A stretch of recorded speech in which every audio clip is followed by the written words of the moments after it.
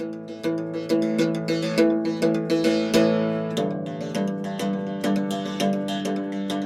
there folks, and thanks for joining us today on DocTalk. We're going to have an exciting show. Our guest will be Dr. Darrell Trampel from the College of Veterinary Medicine at Iowa State University, and we're going to discuss some things on securing an egg supply, and we're going to talk about some of the things that he does here for the poultry industry in the state of Iowa and here at Iowa State's Diagnostic Lab. Thanks for joining us today, and we'll be right back after the break.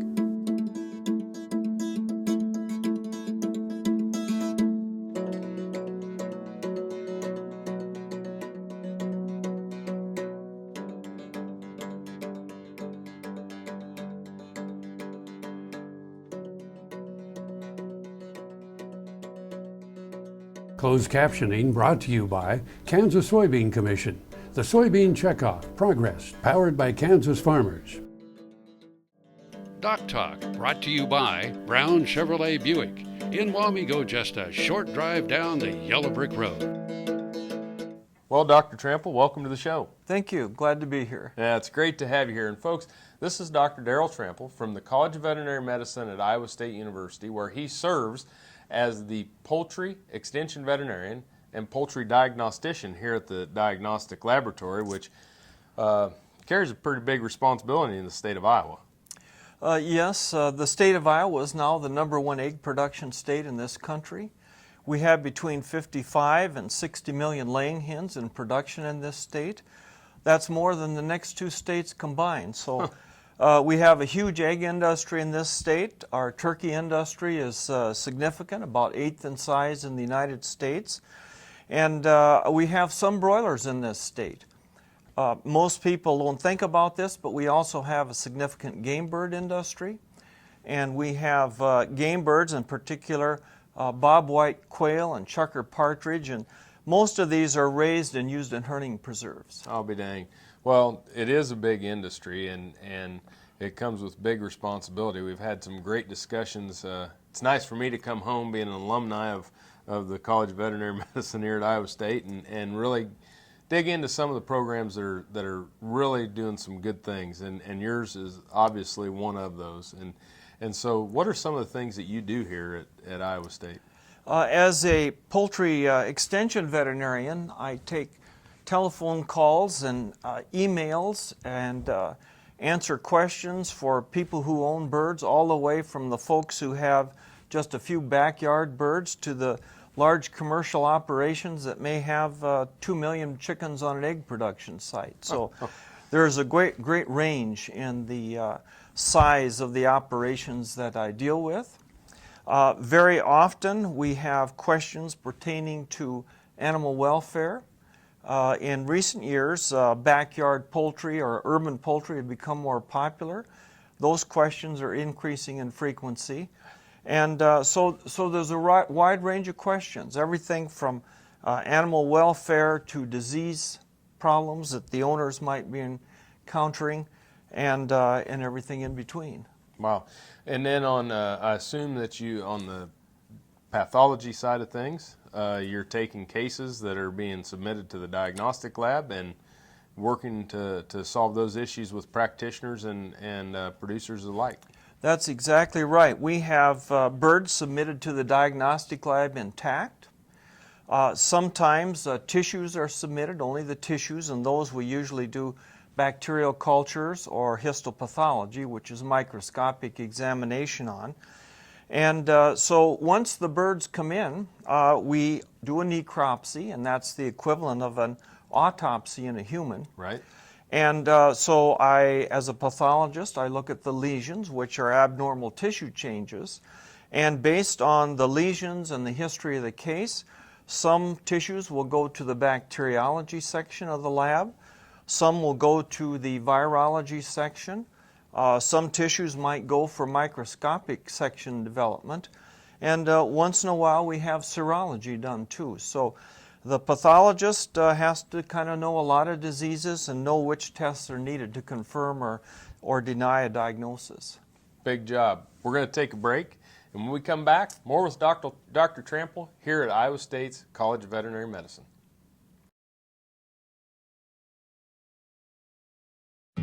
This hog is head over hoof for meal made from U.S. soybeans. Now, one hog isn't that impressive, but suppose we add another, and another, and another. Before long, you've got billions of hungry customers around the world all clamoring for the same thing. Our soybeans. Learn more about the billion-dollar appetite of animal agriculture at BeyondTheElevator.com. Brought to you by America's soybean farmers and their checkoff.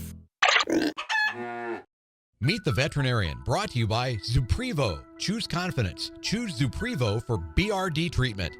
Dr. Gordon Hazard from West Point, Mississippi is a legend in the cattle business. A veterinarian for 64 years and a cattleman for 79, Dr. Hazard received the Mississippi Cattleman of the Year Award in 1990 and was inducted into the Mississippi Cattlemen's Hall of Fame in 2012. Also known as the Guru of Grass, Dr. Hazard has authored a widely acclaimed book, Thoughts and Advice from an Old Cattleman. DocTalk, brought to you by Santa Fe Trail Meats in Overbrook, or visit us online at sftmeats.com. Hi there and welcome back to DocTalk. I'm Dr. Dan Thomson and I'm here with Dr. Darrell Trampel, who is a poultry extension veterinarian and poultry diagnostician here at Iowa State University. And we've taken DocTalk on the road to glean some outside expertise, and we really appreciate you taking time out of your schedule to be with us. Dr. Trampel has a program that he has developed and works with called the Secure Egg Supply, and I think it's something that just would be fascinating that we would start to share some of the details. And why don't you start out and give us the 30,000-foot view of what that is? Sure. Back in 2003 in Asia, highly pathogenic avian influenza was diagnosed. Initially in South Korea, but very rapidly it spread throughout Asia. And that avian influenza pretty much stayed in Asia until about 2005, when the virus got into migrating birds in Qinghai Lake in China. Huh. And thereafter, then, the virus spread to Africa and Europe, and there was a great concern this virus might come to the United States. And so because of that concern, the National Highly Pathogenic Avian Influenza Response Plan was developed. And this was an excellent plan, but there was a problem as far as the egg industry was concerned, in that there would be 96 hours after the initial detection of a disease before the federal government had the opportunity to determine where the virus was and how far it had spread. If an egg operation with 1.5 million chickens happened to be inside of a control area, and a control area is within a diameter, or a radius, I should say, of 6.2 miles from the initial outbreak, they wouldn't be able to move their eggs for 96 hours. Unfortunately, the commercial egg operators can only store whole shell eggs or liquid eggs for 48 hours. Oh my. After 48 hours, all those eggs would have to be destroyed. And depending upon the price of the eggs at that time and the number of birds in a premise, people could lose up to $250,000 a day if they couldn't move those eggs.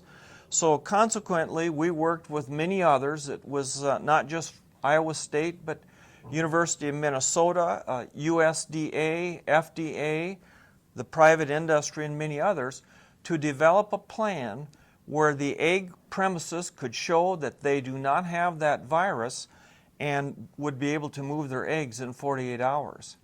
And this plan has been very well accepted in Iowa. Virtually 100% of the commercial egg industry in this state participate. One of the large primary breeders participates, as well as a mail order hatchery and kind of a specialty business that produces specific pathogen-free eggs. So we've had great participation in this. And the industry likes this idea of being able to get those eggs moving as soon as possible. Well, I think it's something that gives us a place to take a break. And when we come back, I think the thing that's incredible to me is the forward planning. You know, before we were trying to get to that detection of the foreign animal diseases, and now we're really putting those checks and balances in place that allow us to have a safe and secure food supply. Thanks for joining us. Thank you for joining us. More with Dr. Trampel right after the break.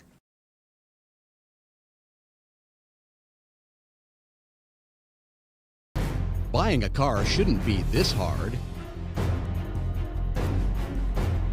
And at Brown Chevrolet Buick in Wamego, it isn't. It's actually awesome. Whether you want a new or used car or truck, Toby's team can make the deal. Even if you want to custom order a new car or truck, Toby's team can make the deal. See Toby's team at Brown Chevrolet Buick in Wamego. We're awesome. Tallgrass Commodities offers producers bulk commodities at a reasonable price with reliable service throughout the whole Midwest. To find out more about Tallgrass Commodities, visit tallgrass.us or call 785-494-8484. Hey folks, Dr. Dan from DocTalk, and y'all are well aware that I teach at Kansas State University's College of Veterinary Medicine, and on Saturday, November 8th, there's going to be a meeting. This meeting is going to be held for veterinarians and producers to understand the new regulations, whether it's veterinary feed directives or other regulations associated with antibiotic usage that will affect you and your veterinarian. Be sure to join me in Manhattan, Kansas on November 8th and get registered prior to that at www.ksvma.org. See you Saturday, November 8th in the Little Apple.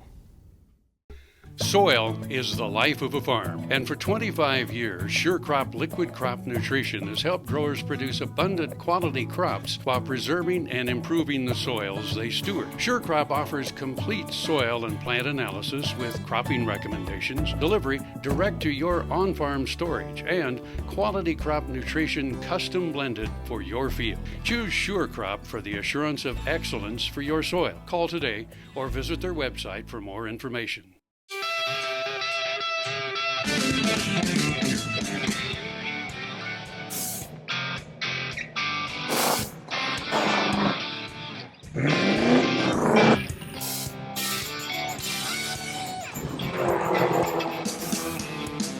This is the fast track to more jobs and America's energy independence. Advanced performance is here now. Biodiesel, America's advanced biofuel. Valley Vet Supply is devoted to providing information and professional quality products at reasonable prices. Valley Vet Supply. No matter where, no matter why, the Veterinary Health Center at Kansas State University is committed to providing quality patient care to animals and exceptional customer service to their owners. From routine checkups to emergency and specialty care, our world-renowned specialists and experienced professionals are here to discover, to teach, and to heal. Let us know. How can I help? How can we help? DocTalk, brought to you by the Kansas Soybean Commission. The Soybean Checkoff, progress powered by Kansas farmers. Hi there folks, welcome back to DocTalk. I'm Dr. Dan Thomson and we are on the road at Iowa State University's College of Veterinary Medicine, and Dr. Darrell Trampel is our guest, and we're talking about secure egg supply. And when we left, we were talking about the unique part of the program about keeping eggs viable in the face of an outbreak and keeping production moving forward and food security. And so let's continue on about that and get down to some of the specifics. Sure. To move eggs, everyone has to be assured that those eggs are free of any virus, and the flock that originates those eggs or lays those eggs does not have virus. And so we have developed a preparedness option for people who want to prepare before an outbreak. And this option requires training. We go out to the individual premises and we train people there to take samples so that in the event of an outbreak they don't have to wait for the federal or state government employees to come along and get the samples. The samples are taken from the roof of the mouth and placed in brain heart infusion broth in a little tube. Those samples are collected in the morning. By noon, we plan on having those samples arrive at the diagnostic lab. During the afternoon, there's a test called a PCR test that can be done in about 3 hours. And that test is mechanized, and you can run a lot of samples in a short period of time. So by the end of the day that the samples are collected, results are known, and the results are forwarded to the incident command. The incident command is the organizational structure of the federal government that control these outbreaks when a foreign animal disease occurs. So the testing gets done from every house, every day. Results are known at the end of each day. If the tests come back negative, if the chickens in that house are acting normally, they're eating normally, they're drinking normally and producing normal numbers of eggs, and the mortality in the house remains within normal levels, then those eggs are able to go to market. And they are put into a truck, and the truck is sealed, and nobody opens that seal till they arrive at their destination. And I think it's important that people understand this is in the face of an outbreak. We're That's trying to right. find the herds or the houses that are unaffected so that we can still have eggs. That's exactly right. One other key part of this preparedness planning is that Iowa has a memorandum of understanding with several adjacent states that Iowa egg producers do business with. We have a memorandum of understanding with Minnesota, our state to the north, Nebraska, our state to the west, Michigan, and Colorado. So for example, in the case of an outbreak, if an Iowa producer need to move eggs from an egg operation in Iowa to Colorado, the state animal health authority in all of those states are already aware of the plan, and they've agreed to participate, and those eggs will be able to move interstate without very much hold up. We think Wisconsin will soon join the plan as well.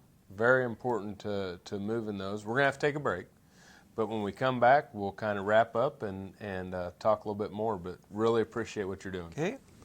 Thank you for watching DocTalk, and we'll be back in a minute. Tar Waters has what you need for all seasons for around the farm and home.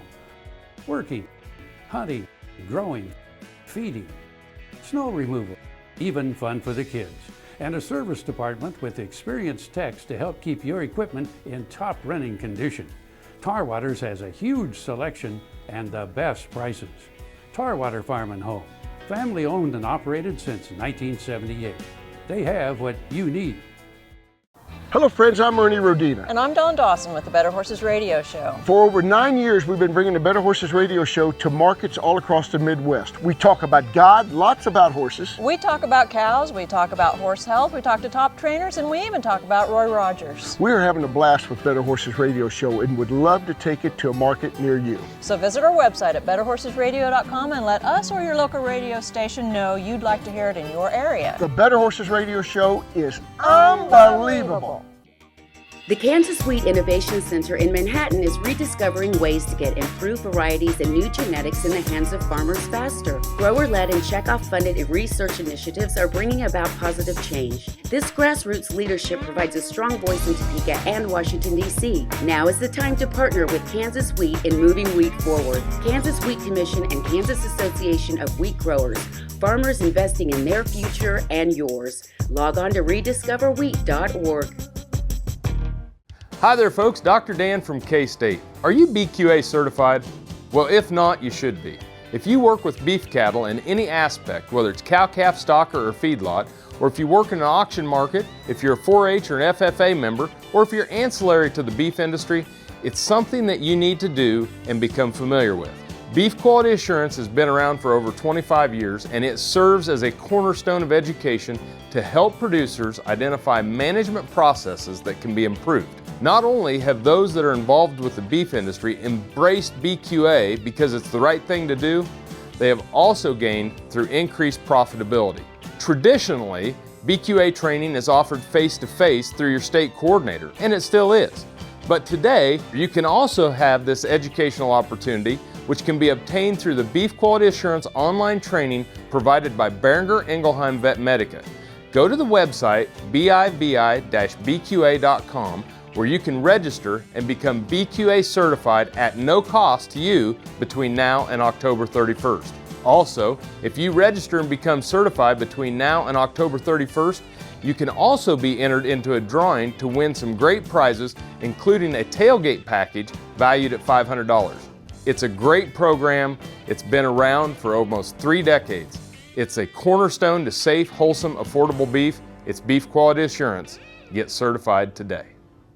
Turn to a Central National Bank Ag Professional. You'll be in good company. They'll help you track expense lines, manage variable input costs, assess ground agreements, pick a crop protection plan. These times demand ag professionals. Central National Bank. You could profit from what they know. Ag operations run better on Central Time. Central National Bank, money for life. Member FDIC in your hometown since 1884. Valley Vet Supply is devoted to providing information and professional quality products at reasonable prices. Valley Vet Supply. This segment is brought to you by Tarwater Farm and Home. Come on by, we'll treat you like family. Hi there, folks. Welcome back to Doc Talk. It's Dr. Dan Thomson here with Dr. Darrell Trampel, and we're at Iowa State University's College of Veterinary Medicine. We've been talking about a secure egg supply, and you know, we have a lot of contemporary issues around our food animal production systems, and whether it's food safety or sustainability, and the one that we've talked about during the break was animal welfare. And I think there's a lot of questions about welfare, especially when you're talking about egg production.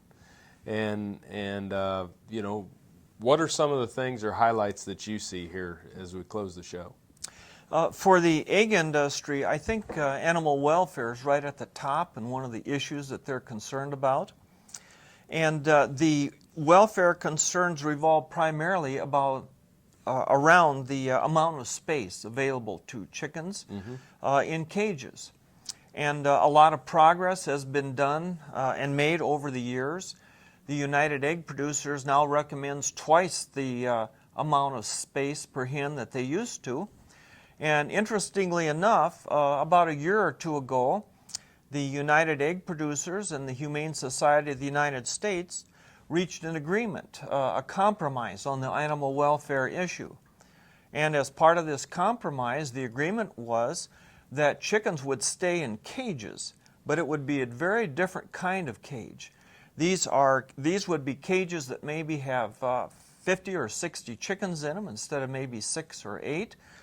They would be much larger. The cages would have nests that the birds can go in and lay their eggs. They will have perches. They'll have places where they can scratch and so forth and do many of the normal activities that a chicken would do if it was outside of the cage. The issue has not been resolved yet in that the desire is for the federal government to make this an official approved law. The reason this is so important to the egg industry is that over the last few years, many different states have started to enact their own laws and rules and regulations. So an egg producer in Iowa, for example, may or may not be able to meet the requirements of other states. One of the most important states is California, and they have passed a law called Proposition 2. And under this proposition, birds have to have lots of space. And the problem is that California now requires all eggs entering the state to have the same space requirements. And so we then have an impairment of trade across states. And that's a big issue for a state like Iowa, where the vast majority of the eggs in this state are exported to other places in the country. So Big free issue. movement of eggs across state lines is critical, and some kind of an agreement is needed to make that happen. Well, thanks for being on the show today. And, you know, it's very interesting to me on how we're preparing to keep secure food supply, whether it's a welfare issue or a disease issue. And really appreciate the efforts that you're making to help us do that. Thank you very much. I'm glad to be here today. Thank you. And thank you for watching Doc Talk. And if you want to know more about the show, you can go to us at www.doctalktv.com. Remember, always work with your local practitioner.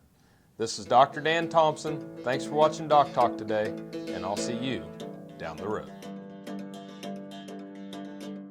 Closed captioning brought to you by Kansas Soybean Commission. The Soybean Checkoff Progress, powered by Kansas farmers.